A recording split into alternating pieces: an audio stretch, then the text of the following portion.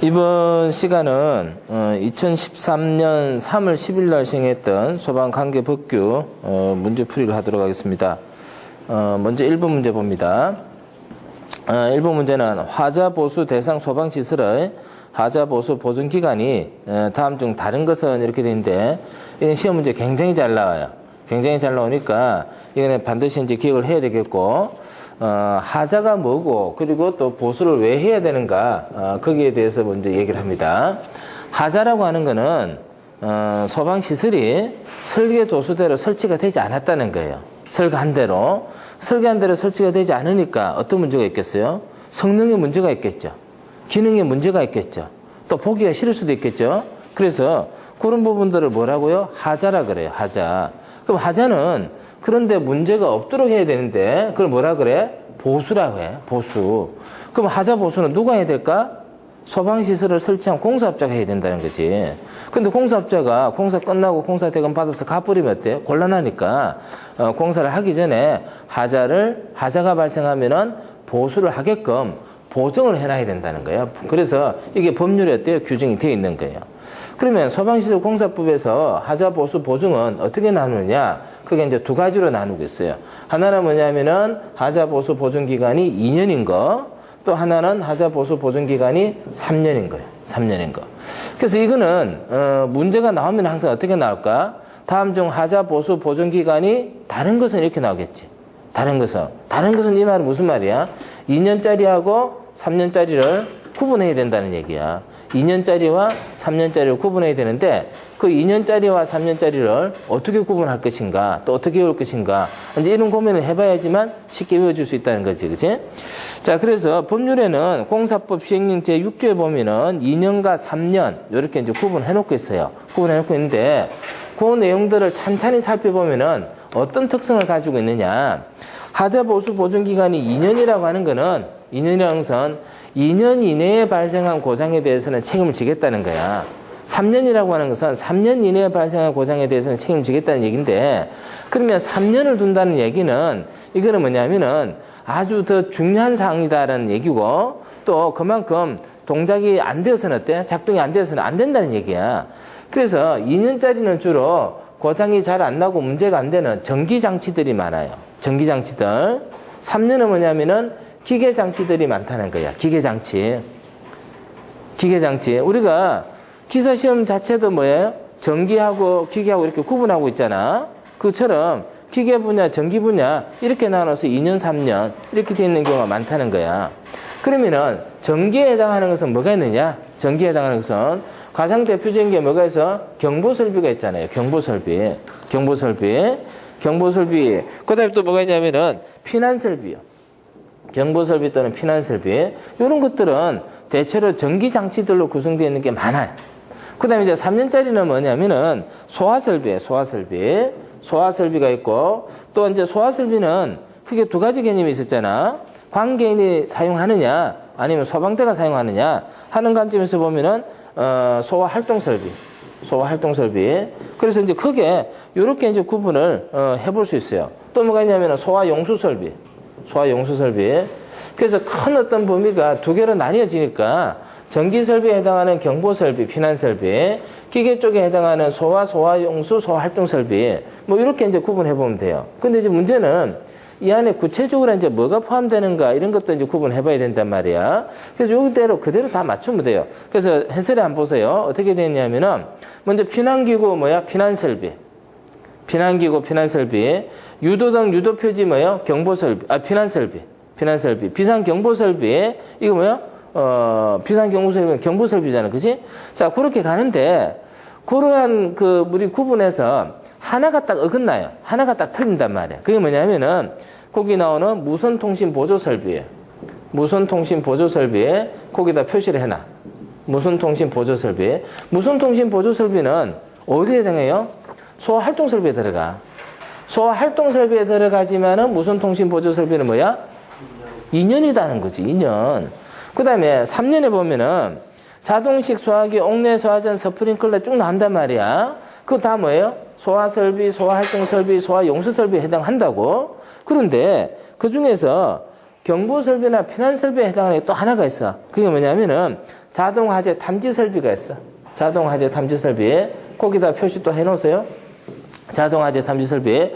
요 놈은 뭐야? 경보설비지만은 화재보수 보존기간 몇 년? 3년이라는 얘기지. 3년.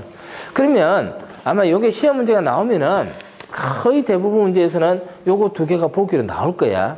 요거 두 개가. 그럼 한번 봐. 그런 게 있는지 없는지. 자, 다에 보면 뭐가 있어? 무선 통신 보조 설비 있네. 그지? 무선 통신 보조 설비는 몇 년이야? 2년. 그러면 이제 다 됐어. 비상 경보 설비 뭐야? 경보 설비잖아. 2년. 유도등 뭐야? 피난 설비잖아. 2년. 자동식 소화기 어디야? 소화 설비. 그지? 그럼 가분이 답이지? 가분이 답인데 요거 두 개들은 거의 보기에 나타나요. 거의 보기에 나타나기 때문에 이렇게 찾아내도록 합니다. 자, 그 다음에 이제 두 번째 문제.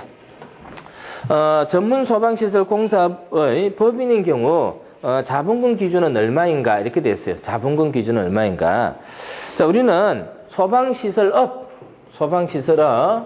소방시설업에는 뭐가 있어? 설계업, 감리업, 공사업이 있지. 자, 소방시설업에는 설계업, 그 다음에 감리업, 그 다음에 공사업이 있어요. 공사업. 자, 그런데 이제 이 업을 하기 위해서는 그냥 내가 하면 되는 게 아니야. 하면 되는 게 아니고 이 업을 하기 위해서는 뭘 해야 돼? 등록이라는 절차를 거쳐야 돼요. 등록이라는 절차를 거쳐야 돼. 등록을 한다는 것은 뭐냐면은 소방시설업은 아무나 할 수 없기 때문에 일정한 요건을 갖추어서 확인을 받는 절차야. 확인을 받는 절차. 자, 그래서 등록을 해야 되는데 이 등록을 하는 데는 등록 요건이 법률에 정해져 있어요. 등록 요건이. 자, 그게 뭐냐면은 그 밑에 보시면은 기술 인력을 갖춰야 돼. 기술 인력. 자, 그 다음에 또 뭐가 있어? 자본금을 갖추어야 돼. 자본금. 또 뭐가 있어요?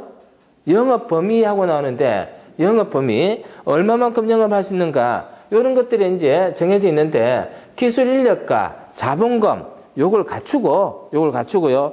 등록이라는 절차를 거쳐야지만 뭘 할 수 있느냐면은 영업을 할 수가 있어요. 자, 그런데 이 소방시설 공사업은 다시 두 가지로 나눌 수가 있어. 다시 두 가지가 뭐냐면은 전문업이 있고 일반업이 있어요. 전문업이 있고 일반업이 있는데 일반이라고 하는 것은 다시 두 가지로 나누지. 어떻게 나누어? 기계 분야하고 전기 분야. 기계 분야만 하겠다. 전기 분야만 하겠다. 그럼 뭐가 돼? 일반 공사업이 되는 거야. 근데 이거 두 개를 다 하겠다 이러면 뭐야? 전문 공사업이 되는 거야. 전문. 그래서 지금 문제는 뭐야? 전문 소방시설 공사업일 때 등록을 하기 위한 자본금 기준이 얼마가 되느냐. 그럼 이건 어떻게 돼요? 법률의 기준이 정해져 있기 때문에 우리는 법률의 내용을 어때? 외워야 된다는 거야. 응? 자, 그러면 이제 그 밑에 해설 한번 봅니다. 전문 소방시설 공사업에 있어서 기술 인력과 자본금 나와요. 자본금. 자, 근데 그 자본금에 가보니까 다시 두 가지로 나눠 놓고 있어. 어떻게 두 가지야? 개인이 하는 경우, 법인이 하는 경우, 이렇게 나눠 놓고 있는데, 개인이 하는 경우는 자본금이 얼마가 있어야 돼요? 1억 원이 있어야 돼. 자본금 1억. 법인이 하는 경우는 자본금이 얼마가 있어야 돼요? 2억 원 이상이 있어야 돼요. 2억 원 이상. 그러면, 지금 봐. 시험 문제가 나왔을 때, 우리는 뭐를 구분해야 되느냐? 자, 시설업 중에서 설계, 공사, 감리 공사 중에서 뭐야? 공사업이다, 그지? 공사업은 다시 전문과 일반이 있어. 그 중에 뭐야?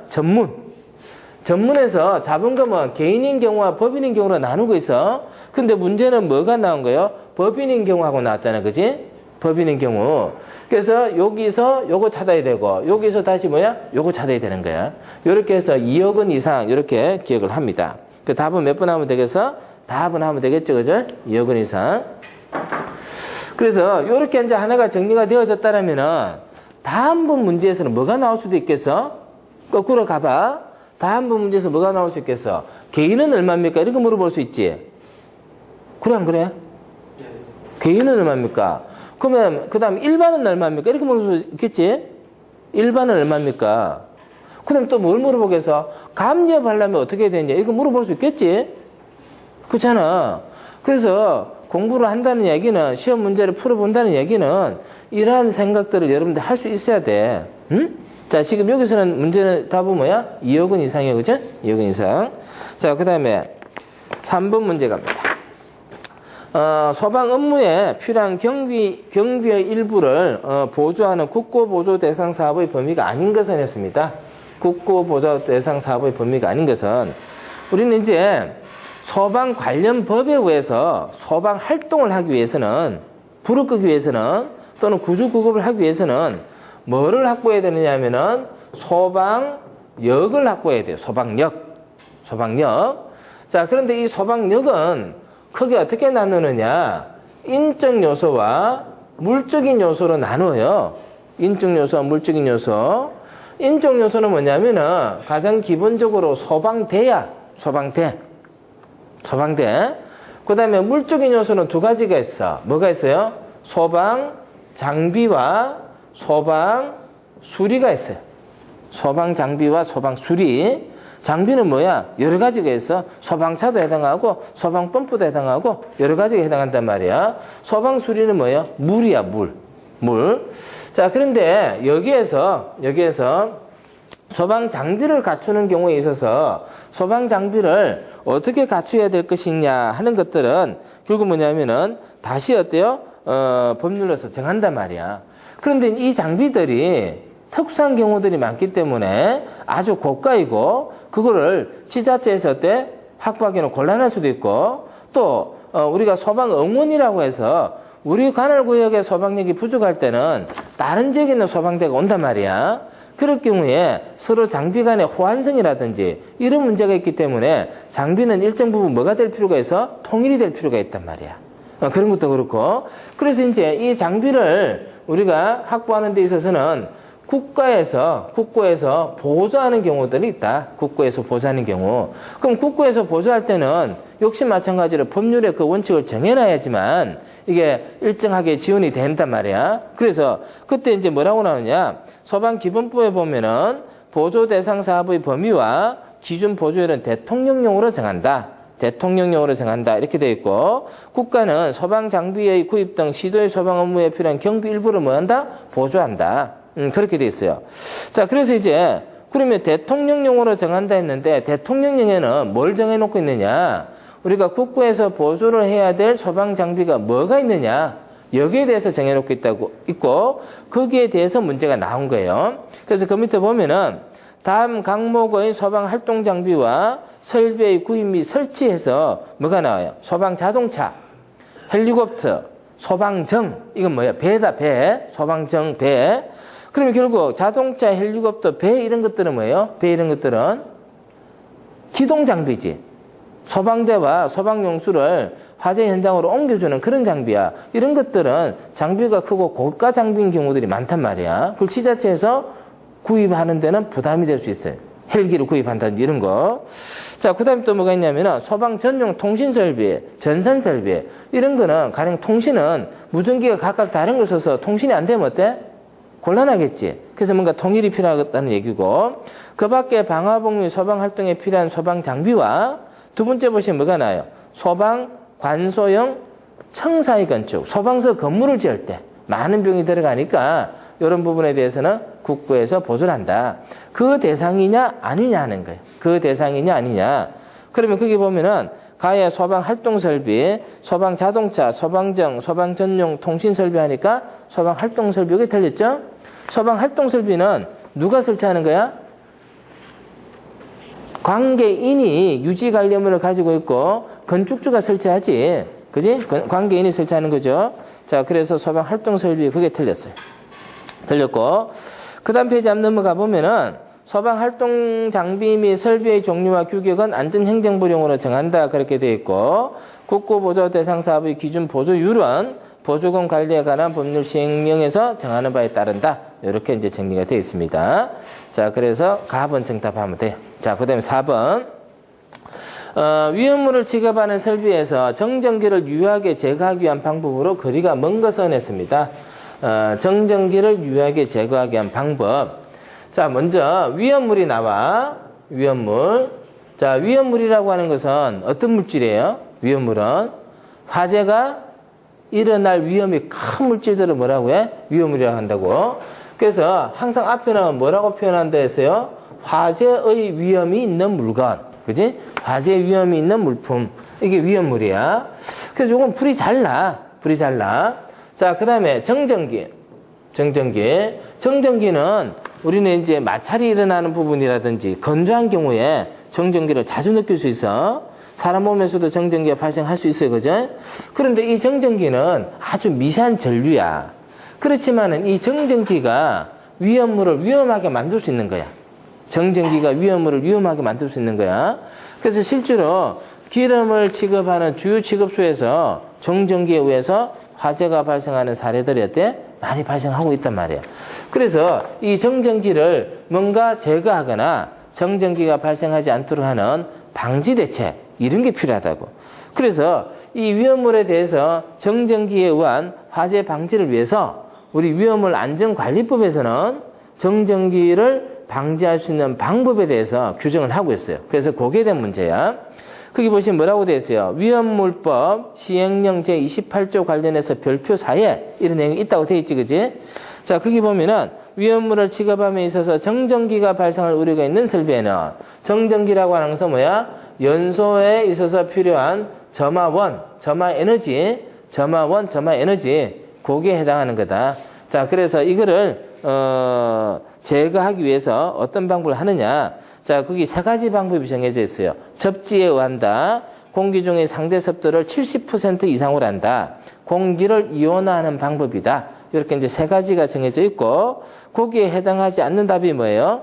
납은이지, 그지?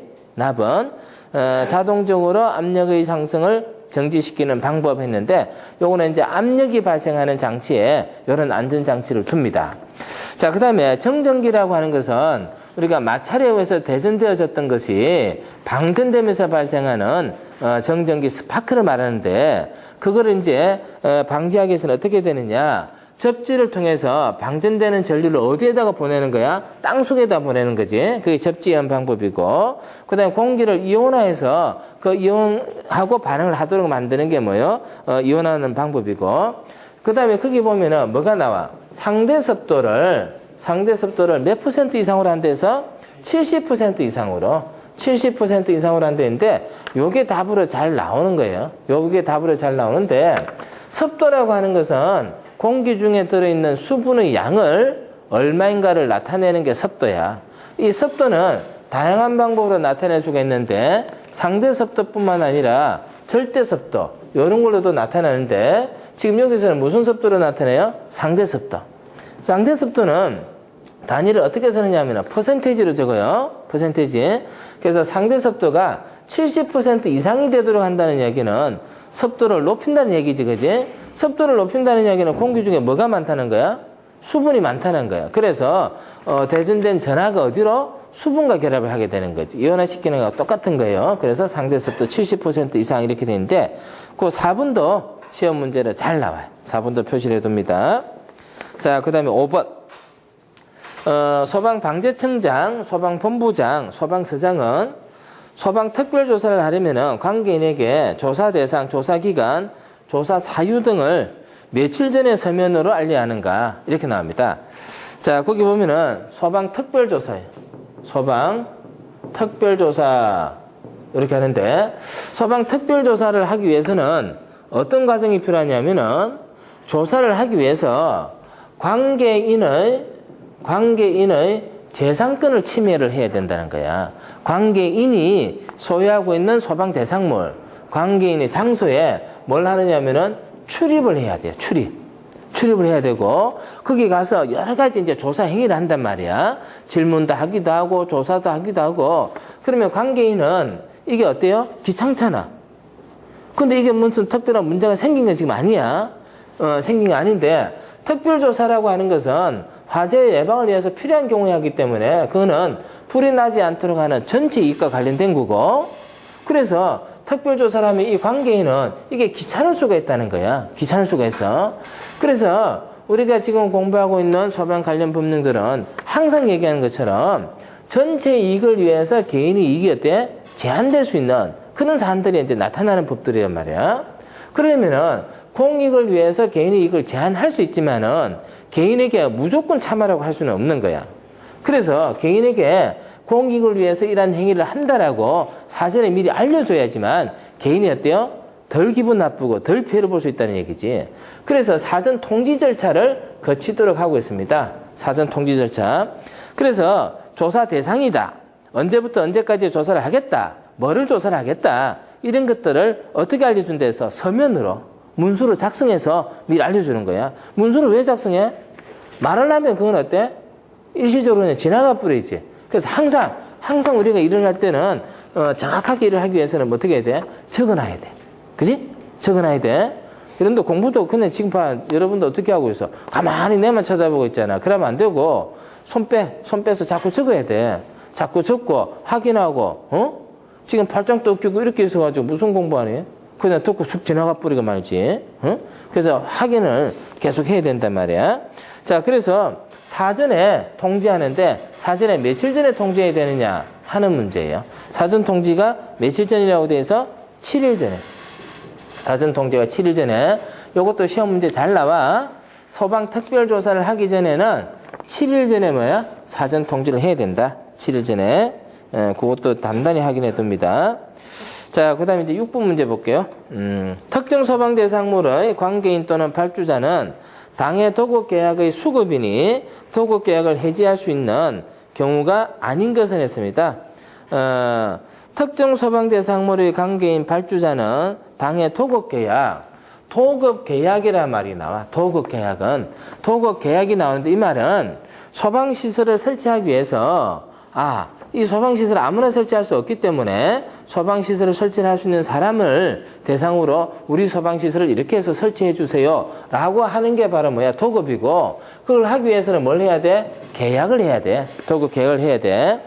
자, 도급 계약의 수급인이 도급 계약을 해지할 수 있는 경우가 아닌 것은 했습니다. 그죠?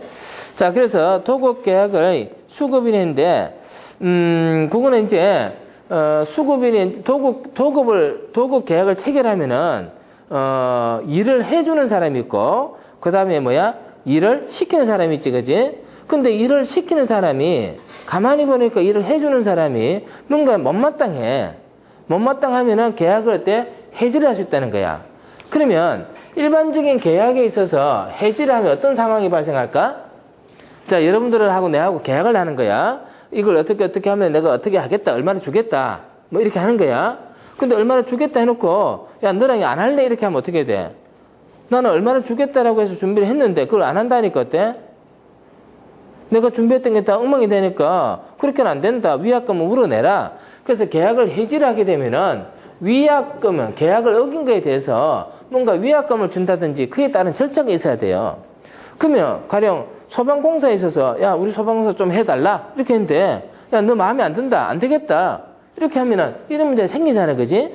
그런데 도급 계약을 체결했을 때 수급받은 사람이 공사 계약을 하기로 한 사람이 뭔가 문제가 생기면 어때? 이런 거 상관없이 어때? 법률에 그 사람하고 일 안 하도록 할 수 있다는 얘기야. 그게 바로 도급 계약을 해지할 수 있는 경우입니다. 자, 이거는 도급 계약을 해지는 소방시설공사법 제23조에 규정이 되어 있는 사항인데, 자, 어떤 경우인지 한번 보세요. 소방시설업이 등록 취소되거나 영업 정지되었다. 자, 소방시설업 등록을 했어. 소방시설업 등록을 했단 말이야. 그런데 등록이 취소돼서. 왜 취소됐을까? 위반했기 때문에 법을 위반한 소방시설업자하고 일을 할 수 있을까 없을까? 불안해.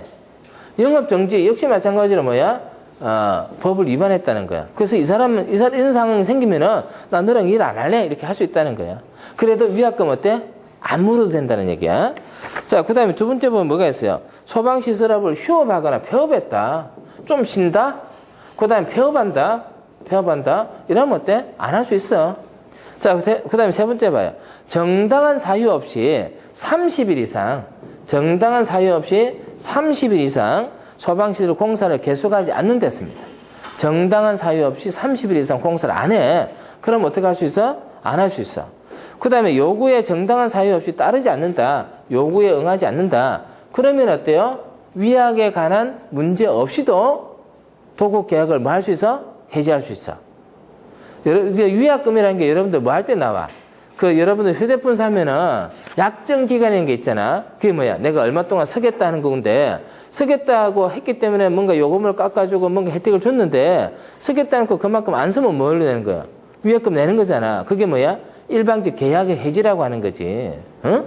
원래는 계약을 했는데 한쪽에서 그 약속을 안 지킨 거야. 그러면 이제 이런 것들을 내게끔 하는데 그러나 소방공사에 있어서는 토고 계약에 있어서 이런 수급자가 이런 문제가 생기면은 어떻게 돼? 일방적으로 계약을 해지할 수 있다는 거야. 강력하지, 그치? 그래서 그런 게 규정에 나와 있습니다. 그래서 6부 문제는 이제 거기에 해당하지 않는 거 찾으면 되는 거야. 소방시설업이 영업정지 처분을 받았다. 소방시설업이 등록 취소되었다. 소방시설업을 휴업했다. 정당한 사유 없이 20일 이상 공사를 계속하지 아니한다. 몇 분이 답이야? 30일, 그지? 라번 답하면 되겠지. 자, 그 다음에 7번. 1번. 단독 경보용 감지기를 설치하여야 하는 특정 소방대상물의 기준으로 옳지 않은 것은 했습니다. 단독 경보용 감지기를 설치해야 될 특정 소방대상물에 대해서는 소방시설법에 정해져 있어요. 그래서 거기에 있는 기준들을 그대로 확인하시면 돼요. 자, 단독 경보용 감지기 설치해야 될 소방대상물은 연면적 1000 미만의 아파트, 연면적 1000 미만의 아파트, 그 다음에 연면적 1000 미만의 기숙사, 그 다음에 교육연구시설 또는 수련시설 내에 있는 합숙소 또는 기숙사입니다. 합숙소 또는 기숙사로서 연면적이 2000 미만인 거, 자, 그 다음에 이제, 연면적 600 미만의 숙박시설, 그 다음에 이제, 라목 7에 해당하지 않는 수련시설, 뭐 이렇게 나와 있는데, 답은 몇 번이에요? 답은이지, 그지? 답은. 그래서 그거는 기준을 그대로 보면 되겠고, 또 특히 거기 보면은, 기숙사 같은 경우 한번 봐봐. 기숙사. 그냥 기숙사는 연면적이 얼마예요? 1000 미만. 그냥 기숙사는 연면적이 1000이야. 그런데 기숙사가 교육연구시설이나 수련시설 내에 있는 기숙사는 연면적이 얼마야? 2000. 2000이잖아, 그지? 2000. 자, 그래서 기숙사. 그렇게 이제 보면 되겠죠. 그래서 정답은, 답은 하면 됩니다. 자, 그 다음 8번. 합성 수지류 방염업의 방염처리 시설 중 하나 이상의 시설을 갖춰야 하는데 이에 해당하지 않는 것은 했습니다. 이제 우리가 앞에서 소방시설업에 대해서 얘기를 했는데 소방시설업을 하기 위해서는 뭐 해야 돼? 어떤 절차를 거쳐야 돼요? 등록이라는 절차를 거쳐야 되지. 등록이라는 절차를 거쳐야 돼. 근데 소방시설업은 뭐가 있어요? 설계업도 있고, 공사업도 있고, 감리업도 있어요. 설계업, 공사업, 감리업. 이렇게 이제 세 가지가 있는데, 그 다음에 이거 말고 뭐가 있어? 방염업하고 관리업이 있어. 방염업하고 관리업. 요거는 소방시설 공사법에서 규정하고 있고, 요거는 소방시설 설치법에서, 소방시설법에서 규정을 하고 있어요. 그죠? 자, 그래서 이제 이렇게 있는데, 이런 절차, 이런 업을 영위하기 위해서는 등록이라는 절차를 거쳐야 된다 했어요. 등록을 하기 위해서는 여러 가지 이제, 등록 요건을 갖춰야 된다 했는데, 지금 이제 거기도 보면 뭐라고 나오냐면은, 합성 수지류에 대한 방염업을 하는 거야. 방염업인데, 방염을 어디에 하냐에 따라 다시 구분하고 있고, 거기에 따라서 갖춰야 될 시설이 달라진단 말이야. 근데 방염업 중에서도 뭐를 방염하는 거야? 합성 수지를 방염하는데, 거기에서 갖춰야 될, 그지? 제조 또는 가공 공정에서 방염 처리라는 합성 수지류의 방염 처리 시설에 있어서 갖춰야 될 게 뭐가 있어? 제조 설비와 가공 설비와 성형 설비가 있어야 되는데, 성형 설비에 이송 설비는 어때? 해당 사항이 없지, 그지? 그래서 그게 틀린 거야. 그게 틀린 거고, 이런 내용들도 역시 마찬가지로 법률의 기준에 의해서 정해지는 사항들이기 때문에 법률에서 정하고 있는 대로 확인을 하면 되는 사항이에요. 이송한다는 이야기는 어디서 나왔냐? 위험물 안전관리법에서 나와. 위험물 안전관리법에서 배관에 의해서 위험물을 다른 장소로 옮겨갈 때 그걸 뭐라고 하냐면은 이송이라 그래. 이송. 자, 그래서 이송. 정답은 납을 하면 되겠고. 자, 그 다음에 9번 갑니다. 소방대상물의 관계인으로 옳지 않은 것은 했는데, 소방대상물. 우리 이제 소방 관련법 중에서 소방대상물 관계인에 대한 정의가 내려져 있는 게 다양하게 나타나는데 가장 먼저가 기본법이죠. 소방기본법에서 관계인에 대해서 전기를 내리고 있어. 관계인은 누구야? 관계인은 누구누구를 관계인이라 그래요? 소유자, 그래. 소유자. 그 다음에 점유자. 다음에 누구? 관리자. 이 관계인이잖아. 소유자, 점유자, 관리자. 그걸 이제 관계인이라 그래요. 근데 감리자, 요건 어때? 틀렸지, 그지? 감리자는 틀렸어요. 자, 그 다음에 이제 10번 문제 갑니다. 10번 문제. 소방안전관리자를 선임하여 하는 특정 소방 대상물 중 1급 소방안전관리 대상물의 일반적 기준에 해당하지 않는 것은 했습니다. 우리는 이제 특정 소방 대상물의 소방안전관리를 위하여 소방안전관리자를 선임하도록 하고 있고, 소방안전관리자는 1급, 2급, 특급 이렇게 이제 세 가지로 나누고 있죠. 특급, 1급, 2급 이렇게 이제 세 가지의 소방안전관리자 선임이 가능한데, 지금 문제는 1급 소방안전관리 대상물이 어디냐 하는 거예요. 1급 소방안전관리 대상물이 어디냐 하는 건데, 여기에 대해서도 시험 문제 잘 나와요. 잘 나오니까 표시해 놓고 반드시 외우도록 합니다. 자, 우선 그 밑에 보면은 제일 먼저 뭐가 나와? 연면적이 15,000제곱미터. 15,000제곱미터 이상인 특정 소방 대상물에는 1급 소방안전관리자를 둬야 돼요. 연면적이 15,000 이상이다. 이 말은 뭐야? 소방 대상물의 규모가 어때? 크다. 특정 소방 대상물의 규모가 어때? 크다. 이런 뜻이에요. 자, 그 다음에 두 번째 보면 뭐가 나와? 연면적 15,000이 안 되더라도, 연면적 15,000 이상이 안 된다 하더라도, 층수가 얼마입니까? 층수가 11층 이상이야. 층수가 11층 이상. 이 말은, 이거는 특정 소방대상물의 규모가 크기 때문에, 안전관리가 필요하다는 거예요. 자, 그 다음에 이제 가연성 가스. 가연성가스를 얼마? 몇 톤 이상이라 했어요? 1,000톤 이상. 1,000톤 이상. 자, 요게 뭐냐면은 1급 소방안전관리 대상물이 됩니다. 그래서 거기에서 이제 해당하지 않는 걸 찾으면 돼요. 거기에서 해당하지 않는 거 찾으니까 그건 굉장히 쉬워. 가번에 뭐가 나와? 연면적 15,000 이상, 나번에 11층 이상, 나번에 뭐요? 1,000톤 이상. 그지? 자, 그렇게 됐고, 그럼 답은이 돼. 그런데 요거는 굉장히 쉬운 문제인데, 어디까지 여러분들이 봐야 되냐? 밑에 해설 한번 보세요. 해설을 보면은, 별표 이하의 특정 소방 대상물 중 1호에 따른 특정 소방 대상물을 제외한 다음 항목의 어느 하나에 해당하는 것으로서, 자, 거기 보면 뭐가 나와? 아파트. 그 다음에 또 뭐가 나와요? 동식물원. 자, 그 다음에 또 뭐가 나와? 철강 등 불연성 물품을 저장 취급하는 창고. 자, 창고인데. 어떤 창고야? 불연성 물품을 저장하는 창고야.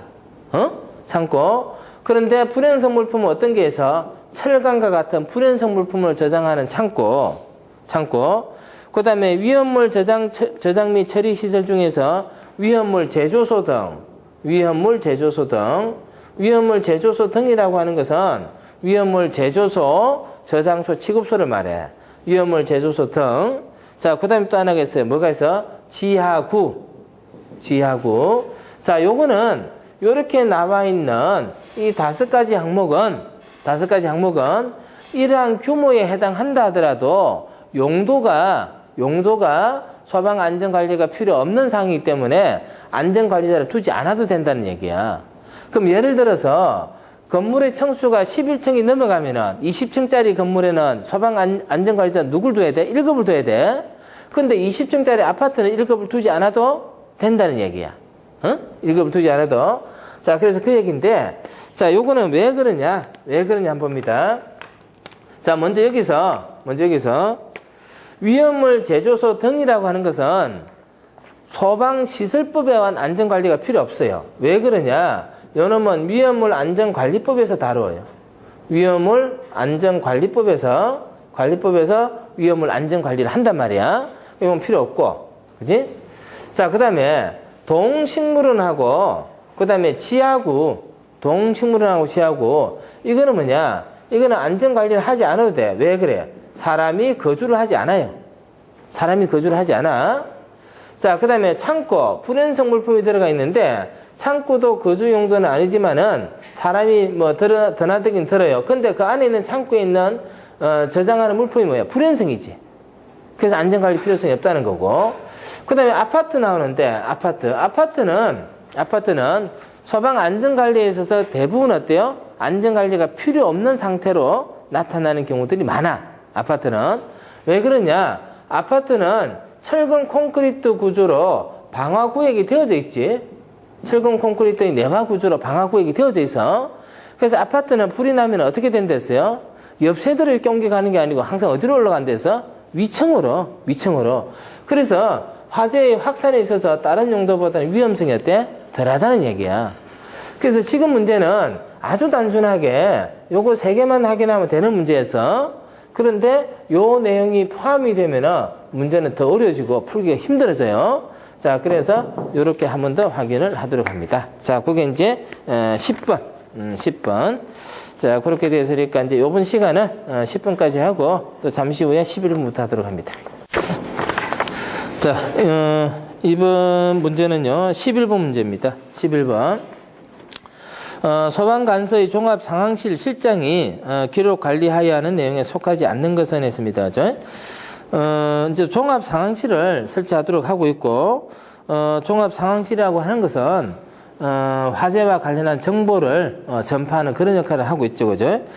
자, 그런데 종합상황실은 실장이 있는데요. 그 실장의 업무사항이 법률로 정해져 있어요. 실장의 업무사항이. 그래서 이제 이런 문제들은 조금 이제 구체적인 문제이긴 하지만은 일단은 문제로 나왔으니까 내용을 보고 답을 외울 필요가 있어요. 외울 필요가 있는데, 자, 먼저 가본 봅니다. 재난 상황이 발생되지 않도록 하기 위한 예방관리 업무 규정을 제정하고 나는데, 종합상황실은 예방관리 업무를 하는 곳이 아니죠. 종합상황실은. 자, 그래서 그 밑에 있는 해설을 한번 봅니다. 해설. 자, 종합상황실의 실장의 업무 내용이 어떤 거냐? 화재, 재난, 재해 그 밖의 구조 구급이 필요한 상황이 발생한 것에 대한 신고를 접수하는 거야. 그 다음에 접수된 재난 상황을 검토하여 가까운 소방서에 인력 및 장비의 동원을 요청하는 등의 사고 수습. 그 다음에 이제 세 번째는 출동 지령과 지원 요청. 그 다음에 재난 상황의 전파 보고. 그 다음에 이제, 현장에 대한 지휘와 피해 현황을 파악하고. 그 다음에 수습에 필요한 정보를 수집하고 제공하는 거. 이런 일들을 해요. 그래서 결국은 이제 발생한 재난에 대해서 다양한 정보를 수집하고 전파하고 보고하는 그런 역할을 하는 게 종합상황실이고, 그 종합상황실에서 근무하는 자 중에서 제일 높은 직위에 있는 자가 뭐가 될까? 실장이 되는 거야. 근데 거기도 보면은 최고 직위에 있는 자가 2사람 이상인 경우에는 선임자라 그래서 선임자. 그 사람이 이제 실장이 되는데, 그 종합상황실의 실장이 기록 관리해야 되는 내용에 속하지 아니하는 것 했기 때문에 그거는 가로 정답하면 되겠고, 나머지는 밑에 하고 맞춰서 한번 읽어보도록 합니다. 자, 12번 문제입니다. 제조소 등의 관계인은 위험물 제조 등의 화재 예방과 화재 등 재해 발생 시 비상조치를 위해 작성하는 예방규정은 시도지사에게 언제까지 제출하여야 하는가 이렇게 되어 있습니다. 위험물 제조소 등에는 예방규정을 작성하도록 하고 있습니다. 예방규정이라고 하는 거는 위험이 발생하지 않도록 미리 예방하는 거지, 그지? 예방. 그래서 우리는 어떻게 하겠다라고 하는 규정을 작성해서 시도에게 제출하도록 하고 있어요. 그러면 이 예방을 어떻게 하겠다는 규정을 정해서 제출한다는 얘기는 무슨 뜻일까? 그 위험물 제조소는 위험성이 클까 작을까? 크겠지. 크니까 이렇게 한단 말이에요. 그래서 예방규정이라고 하는 것은 위험성이 크니까 예방규정을 작성해서 제출하도록 한단 말이에요. 그치? 자, 그렇게 돼 있는데, 이 예방규정을 작성해야 될 대상은 역시 시험 문제 잘 나와요.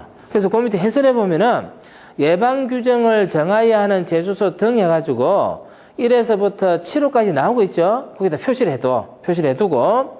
그 다음에 이 예방규정을 작성했을 때 시도에게 언제까지 제출하느냐, 이게 문제예요. 그지? 문제는. 자, 그래서 그거는 제조소 등의 사용을 시작하기 전까지 제출하면 돼요.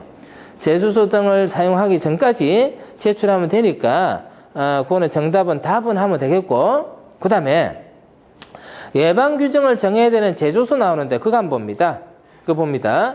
자, 그거 보면은 내용이 어떻게 되어 있냐면은 위험물 제조소 등이 나와 있고, 제조소 등이 나와 있고 그 제조소 등에 대해서 어느 정도 양 이상일 때 필요하다라고 하는 양의 규제가 나와 있어요. 위험물 양. 위험물 양은 뭘로 나와 있어? 지정수량의 배수로 나와 있지. 그치? 그래서 지정수량의 배수라고 하는 것은 숫자와 연관되어져 있기 때문에 자, 그걸 봐야 되는데 자, 제일 먼저 지정수량의 배수가 없는 게 있어. 없는 게 뭐가 있어? 안반탱크 저장소와 이송취급소. 그치? 자, 그래서 안반탱크 저장소와 이송취급소는 지정수량의 배수에 상관없이 여기에 해당하면 뭘 작성해야 돼? 예방규정을 정해가지고 제출해야 돼. 그치?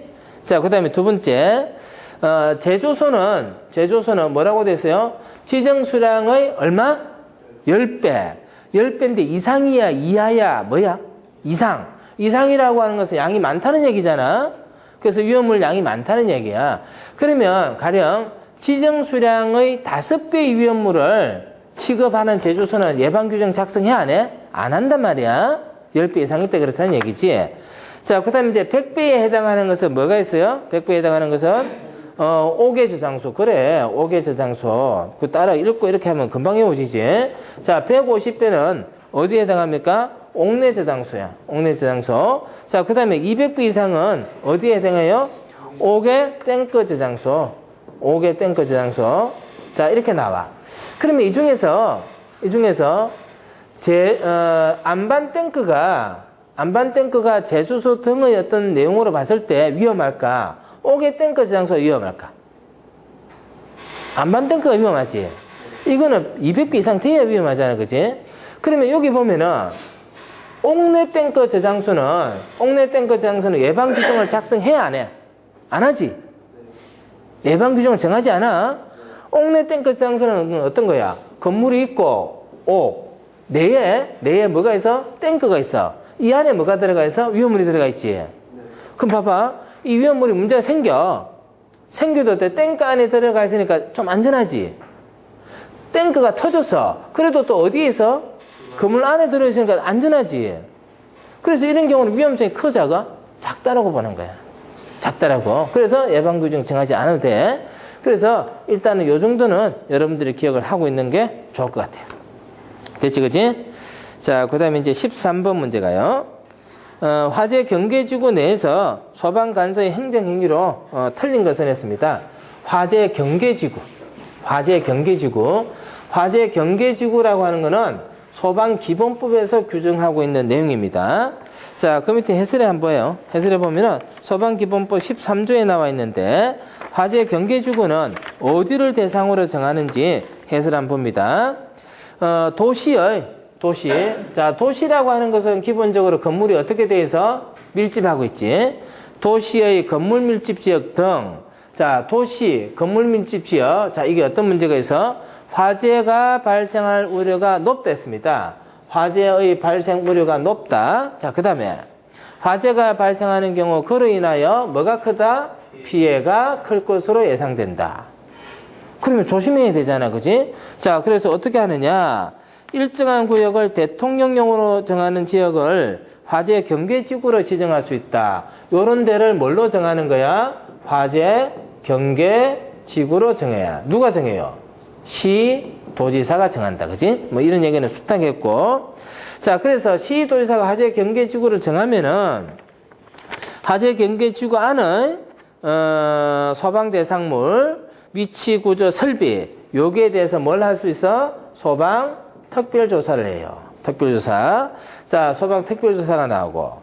그 다음에 3이라고 적혀져 있는데 보면은 특별조사를 해서 보니까 예방과 경계를 위해서 필요하다 인정할 때는 관계인에게 소방용수시설, 소화기구, 그 밖에 소방에 필요한 설비의 설치를 명할 수 있다. 설치 명령을 할 수가 있습니다. 어떤 결과? 특별조사 결과. 그 다음에 4라고 되어 있는데 봅니다. 본부장이나 서장은 경계지구 안의 관계인에 대하여 소방에 필요한 훈련과 교육을 실시할 수 있다. 훈련과 교육을 실시할 수 있다. 요게 화재 경계지구가 정해졌기 때문에 나타나는 사항이에요. 그래서 요걸 물어보는 거야. 자, 보기 한번 봐봐. 보기에 보면은, 보기에 뭐라고 나오는지 한번 봅니다. 가분에 보면은, 본부장, 서장은 화재 경계지구 간의 관계인에게 소방시설의 유지 관리는 자체 점검을, 얘는 자체 점검 있어 없어? 없지? 그럼 틀렸어. 자, 그 다음에 본부장 서장은 경계지구 간의 관계인에 대해서 소방상 필요한 훈련과 교육 나오지? 훈련 교육. 또 본부장 서장은 훈련 교육을 실시하고자 할 때 10일 전에 그 사실을 통보해야 되고, 그 다음에 이제 특별조사를 연일 이상 실시해야 된다. 그래서 요 내용에 해당하느냐 하지 않느냐 하는 거예요. 자, 그걸 물어보는 거고. 자, 그 다음에 조금 더 하나 더 심화. 해설해 보면은 소방 특별조사에 보면은 소방 특별조사를 할 수 있다라고 돼 있어? 하여야 한다라고 돼 있어? 하여야 한다. 요건 하여야 한다야. 자, 그 다음에 훈련 교육은 하여야 한다야? 할 수 있다야? 사회 봐봐. 해설 사회. 할 수 있다. 할 수 있다. 틀리지? 응? 틀려요. 그죠? 하여야 한다와 할 수 있다는 틀려요. 하여야 한다와 할 수 있다는 틀리는데 어떤 차이에서 하여야 한다는 안 하면 안 돼? 그렇지. 무조건 해야지. 할 수 있다는 할 수도 있고 안 할 수도 있다는 얘기야. 할 수도 있고 안 할 수도 있어. 그래서 법을 통하여 규제를 하는 경우 이러한 표현은 굉장히 중요한 거야. 자, 그래서 여러분들은 그 책에다가 하여한다와 할 수 있다 줄을 꺼놔야지만 다시 확인할 수 있겠지, 그지? 자, 그 다음에 14번. 14번은 관리의 권한이 분리되어 있는 특정 소방 대상물에서 공동 소방 안전관리자를 선임하지 않아도 되는 것은, 자, 이렇게 돼 있어요. 자, 우리는 특정 소방 대상물에 대해서, 특정 소방 대상물, 여기에 대해서 소방 안전관리자를 선임하도록 되어 있어요. 소방 안전관리자. 자, 이 소방 안전관리자 선임은 다양한 형태로 이루어져요. 예외적인 경우에서. 예를 들면 어떤 게 있냐면은, 한 사람을 여러 건물을 관리하게끔 할 수 있어요. 동일한 사람이 여러 건물을 관리할 수 있도록 하고 있어요. 그거는 중보가에 선임한다라고 얘기해. 또 반면에 아주 높은 건물이 있어. 아주 높은 건물이 있어서 주인이 이만큼 다 달라. 주인이 달라. 그러면 각각의 주인은 각각에 대해서 안전관리자를 선임해야 된단 말이야. 이런 경우에 각각을 하는 게 아니고 한 사람을 공동으로 선임할 수도 있어. 여러 사람을 해야 될 때를 공동으로 할 수 있어.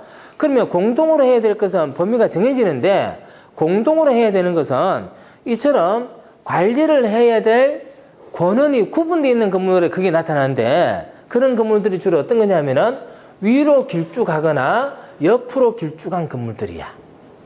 나눠지잖아, 이렇게. 그럼 여러 사람이 사는데 그러지 말고 단체로 한 사람만 하자, 이렇게 하는 거야. 그게 바로 뭐야? 공동 소방 안전관리자야. 공동 소방 안전관리자. 어딘지 한번 봐요. 자, 첫 번째 뭐가 나와? 고층 건물. 이게 뭐야? 위로 긴 건물. 고층 건물. 고층 건물인데 층수가 몇 층일 것 같아? 11층이겠지. 왜? 지하층을 제외한 11층 이상인 건물만 해당한다.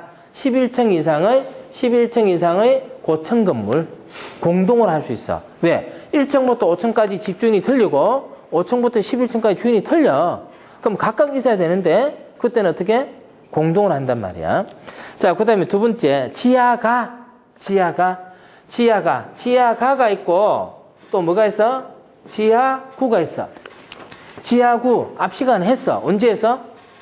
1급 소방안전관리자 선임 대상이냐 아니냐 할 때 지하구 했어. 봐봐, 나중에 문제. 지하가 나와. 지하가와 지하구는 무슨 차이야? 응? 지하가와 지하구. 한 글자 차이잖아, 그지? 근데 엄청나게 틀려. 지하가는 땅 속에 있는 거리 같은 걸 말한다고 보면 돼. 대표적인 게 뭐야? 지하상가. 지하구는 뭐야? 땅 속에 있는 구조물이야. 땅에다가 콘크리트 박스를 만들어놔. 그 안에 뭘 집어넣어? 하수구도 쓰고, 그 안에 전선도 넣고, 가스 배관도 넣고, 그렇게 만들어 놓은 게 뭐야? 지하구야. 두 개 차이는 어떤 차이가 있어? 요거는 사람이 있고, 요거는 사람이 있어, 없어? 없다는 그런 차이지. 그래서 아까 지하구 할 때 사람 없다, 이렇게 얘기했잖아. 그러면 지하 상가 같은 데 가보면은, 이런 점포들이 막 있는데, 주인이 어때? 다 틀려. 다 틀려. 그 다음에 그인데는 사업자도 다 틀려. 그럴 때 이런 게 어떻게 하느냐. 각각 소방안전관리자 두지 말고 한꺼번에 단체로 두자. 이게 뭐야? 공동소방안전관리자지. 그럼 봐봐. 위로 높은 것은 기준이 몇 층이야? 11층. 11층. 그래서 옆으로 긴 것은 뭐가 기준이야? 지하가.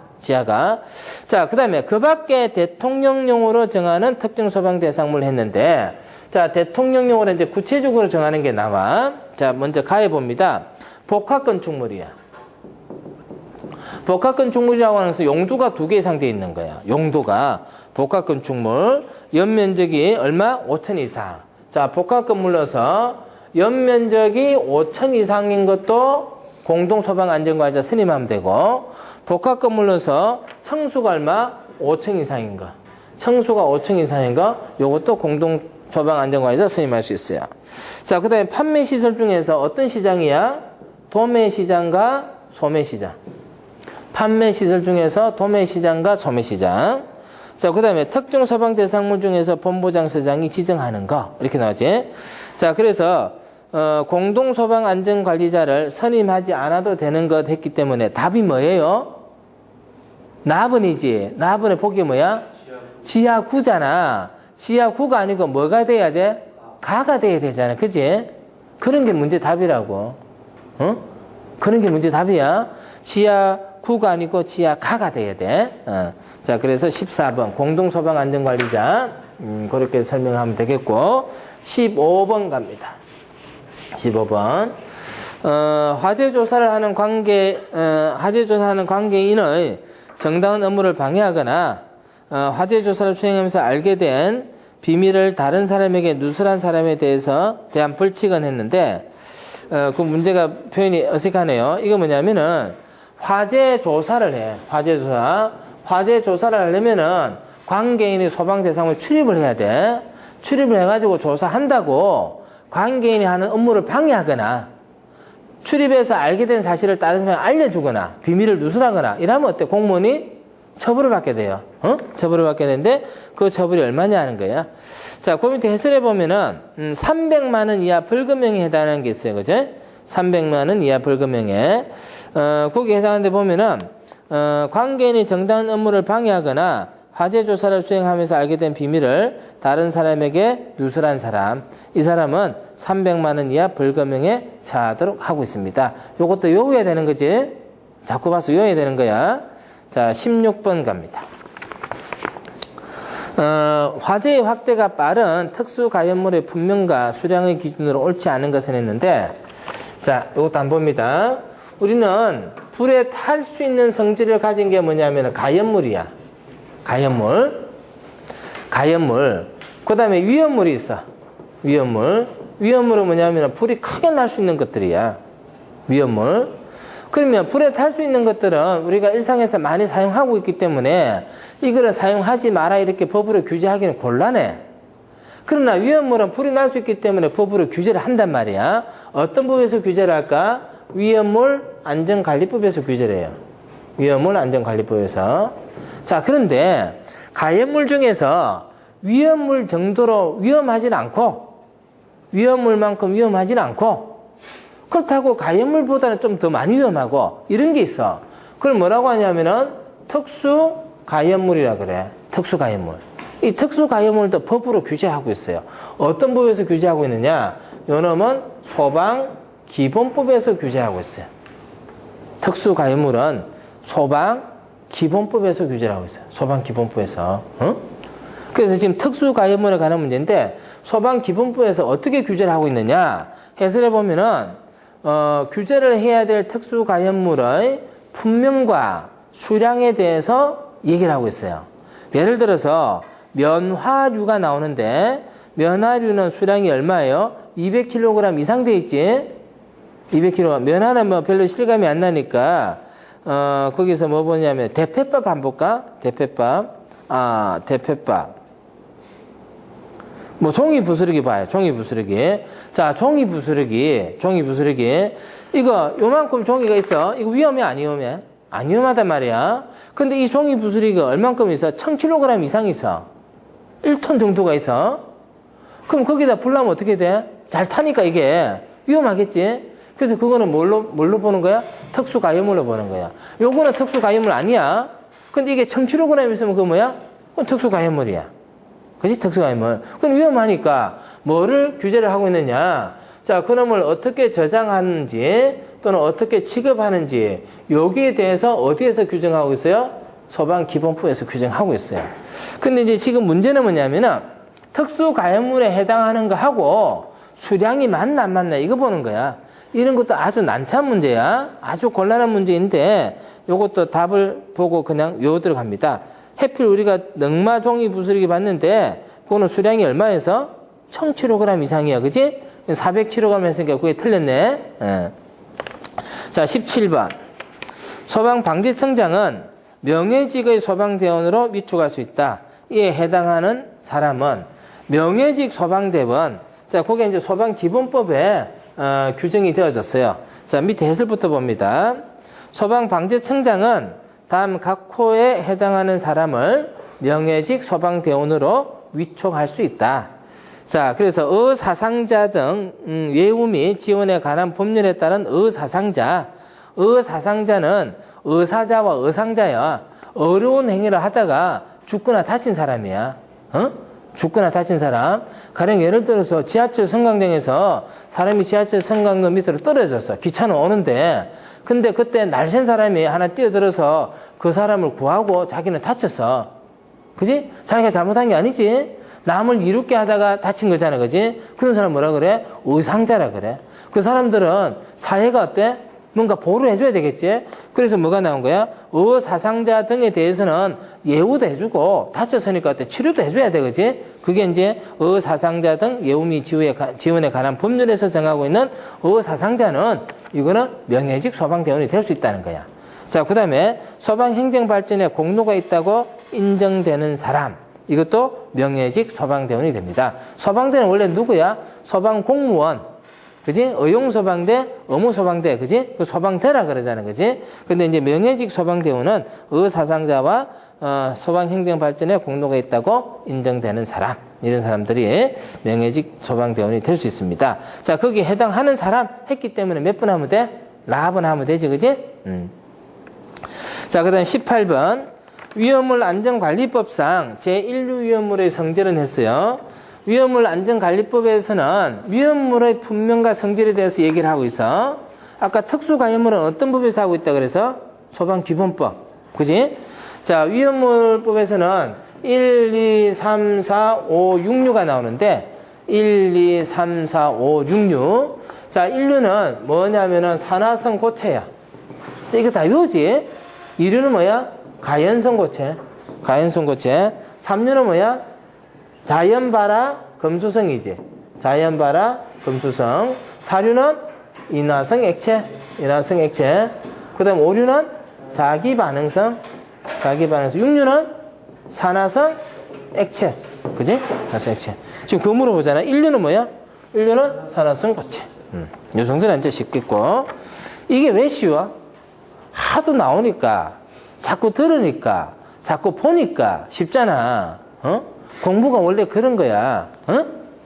한 번 보고 알 것 같으면 누가 공부 잘한다 소리 못 듣겠어? 공부 잘하는 사람들은 공부 많이 해서 잘하는 거야. 물론 머리가 좋아서 공부 잘하는 사람도 있지. 그러나 대부분 여러분들이 보는 이런 기사시험 정도는 머리 좋은 거하고 상관없이 그냥 조금만 열심히 하면 돼.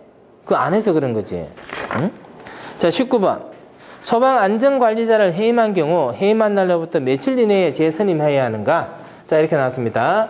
소방안전관리자, 우리 앞에서 뭐 했어? 1급 소방안전관리자로 선임될 수 있느냐 없느냐 공부한 적 있지? 이분 문제에서. 그 다음 또 뭐 공부했어? 공동소방안전관리자 선임 대상이냐 아니냐 하는 문제 했지? 그냥 나오면 그거 쭉 이렇게 연관지어서 이렇게 또 한번 보란 말이야. 그럼 또 금방 외워지잖아. 응? 자, 소방안전관리자를 해임합니다. 소방안전관리자를 선임하면은 선임 신고를 해야 돼요. 선임 신고를 해야 돼요. 그 다음에 해임하는 경우요. 해임하는 경우도 신고해야 돼요. 해임을 하고 나면 다시 선임해야 되겠지? 재선임하는 경우도 뭐 해야 돼요? 신고해야 돼요. 신고. 그러면 이 신고를 신고를 어떻게 하느냐는 절차에 관한 문제예요. 그지? 자, 그래서 그 밑에 보면은, 특정 소방대상물의 관계에는 소방안전관리자를 다음 각호의 어느 하나에 해당하는 날로부터 30일 이내에 선임해야 된다. 자, 다음에 어느 하나에 해당하는 날 했는데, 자, 거기 보면은, 5호에 가봅니다. 소방안전관리자를 해임할 때 있습니다. 해임하게 되면요, 며칠 이내에 신고하면 돼? 30일 이내에 신고하면 되지, 그지? 선임해도 어때? 30일 이내에 신고하면 되고, 재선임하는 경우도 뭐요? 30일 이내에 신고를 하면 돼요, 그지? 자, 그래서 30일 이내입니다. 30일 이내, 신고를 해야 된다는데, 신고라고 하는 것은요, 행정학적으로 뭐라고 하느냐면은, 요건 일방적 행정행위라 그래. 일방적 행정행위. 신고하면은 그냥 끝나는 거야. 근데 허가를 받아야 되는 것은 어떻게 될까? 허가를 받아야 되는 것은, 허가 신청해서 허가를 받아야 되는 처분을 받아야 돼. 그래서 요거는 뭐라고? 일방적 행위라 그러고, 허가는 뭐라고 할까? 갔다가 와야 되니까 뭐라고 할까? 쌍방적 행위라 그래. 쌍방적 행위. 어느 게 하기가 까다로울까? 신고하는 게 쉬울까? 허가 받는 게 쉬울까? 신고 쉽지. 벌써 표현이 그렇잖아. 신고는 한다 그래. 허가는 받아야 되니까. 허가 신청해서 받아야 되니까. 그래서 까다로운 데는, 중요한 데는, 위험한 데는, 문제가 될 것 같은 데는 신고 안 하고 뭐야? 허가 받는 거야. 그지? 그렇게 생각하면 돼요. 자, 그 다음에 마지막 문제, 20문제. 건축 허가를 함에 있어서, 이거 이제 또 허가 나오네. 본부장 또는 서장의 동의를 받아야 하는 건축물 등의 범위에 속하는 것은, 자, 요것도 시험 문제 엄청 잘 나와요. 별표 100개. 허가 동의 대상. 자, 허가 동의 대상이라고 하는 것은 뭐냐면은, 건축을 하기 위해서는 뭘 해야 되느냐? 건축 허가를 받아야 돼요. 건축 허가. 그럼 이 건축 허가는 누가 하느냐? 시장, 군수, 구청장이 허가권자예요. 시장, 군수, 구청장이. 근데 이 건축 허가를 해줄 때는 건축부에 따라서 허가를 해주는데 건축물의 안전에 문제가 없어야 돼. 그럼 건축물의 안전에 문제를 줄 수 있는 것은 뭐가 있어? 화재 사고가 있을 수 있어?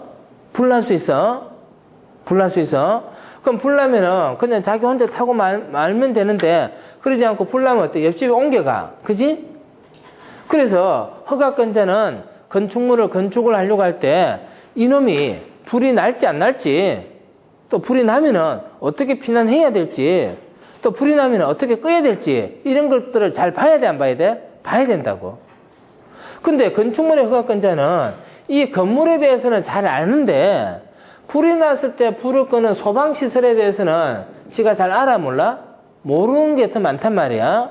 그래서 허가를 해줄 때 이 소방시설에 대해서 잘 알고 있는 본부장이나 서장에게 뭐라고 하느냐? 내가 이 건물을 허가를 해주려고 하는데 허가해줘도 되는지 안 되는지 소방시설을 좀 한번 봐줄래요? 이렇게 하는 거야. 그게 뭐야? 허가에 있어서 내가 허가를 해줘도 된다라고 동의를 좀 해달라고 하는 거야. 동의를. 그래서 건축허가 동의 요청을 하면은 그게 따라서 동의를 해주면은 허가를 해주는 거야. 그러면은 이 시장군수구청장이 허가를 해줄 때 동의를 받는 건물은 불이 잘 나는 걸까? 잘 안 나는 걸까? 불이 잘 날 때 동의를 받아서 허가를 좀 까다롭게 해야 될까요? 불이 안 날 때, 불이 잘 안 나는 건물에 허가할 때 동의 좀 해주세요. 이렇게 할까요? 불이 잘 나는 건물이지. 그럼 결국은 허가 대상이라고 하는 것은 아까 했던 것처럼 뭐야? 화재 위험성이 큰 건물이야. 아까 예방 규정을 정한다는 것은 뭐라고 해서? 화재 위험성이 큰 위험을 제소성이라 했잖아. 여기도 마찬가지로 화재 위험성이 큰 건물에 대해서는 허가 등의 동의를 받아야 돼요. 그러면은 해설에 보면 숫자가 나오는데 숫자에 나오는 숫자는 크게 나올까 적게 나올까? 크게 나오겠지. 규모를 나타내니까. 그래서 그 숫자를 맞추는 거예요. 그래서 해설부터 먼저 봅니다. 건축허가 등의 동의 대상에서 시설법 시행령 12조 1항인데 연면적 400 이상인 건축물 이렇게 나온 거야. 연면적 400 이상인 건축물. 다만 다음에 있어서는 정한 기준이다. 기본적으로 연면적 400 이상인데 가에 보시면은 학교는 연면적 얼마? 100. 학교는 더 위험하다는 거야. 그지? 그 다음에 노유자 시설 및 수련 시설 얼마? 200. 그 다음에 정신보건법에 따른 정신의료기관 300. 그러면 학교, 수련시설, 정신의료기관 중에서 어느 게 화재 위험성이 제일 커? 학교지. 왜? 그럼 100부터 동의받아야 되니까. 어? 그래서 그런 개념을 알고 외우란 말이에요. 그런 개념을. 자, 그래서 결국 이제 20분 문제는 그런 개념을 그대로 문제에다 갖다 붙이면 돼. 맞추면 되겠지, 그지? 자, 가번에 보면은 승강기 등 기계장치에 의한 주차시설에서 자동차 10대 이상을 주차할 수 있는 시설. 자, 그런 거 있어요, 없어요? 자동차는 몇 대 이상? 20대 이상이잖아. 표시해놨잖아, 그지? 자, 나의 연면적이 300인 업무시설. 300이 아니고 뭐야? 400. 차고 주차장으로서 사용되는 청중의 바닥 면적이 150인 건축물. 150이 아니고 얼마? 200제곱미터. 200제곱미터. 연면적이 200인 노유자 및 수련시설. 자, 노유자 수련시설 아까 얼마에서? 연면적? 200. 그래서, 건축 허가에 있어서 동의를 받아야 될 대상은 몇 번? 라번. 됐죠? 자, 그래서, 이번 시간은요, 2013년 3월 10일 날 시행했던 문제를 이렇게 연습을 했습니다.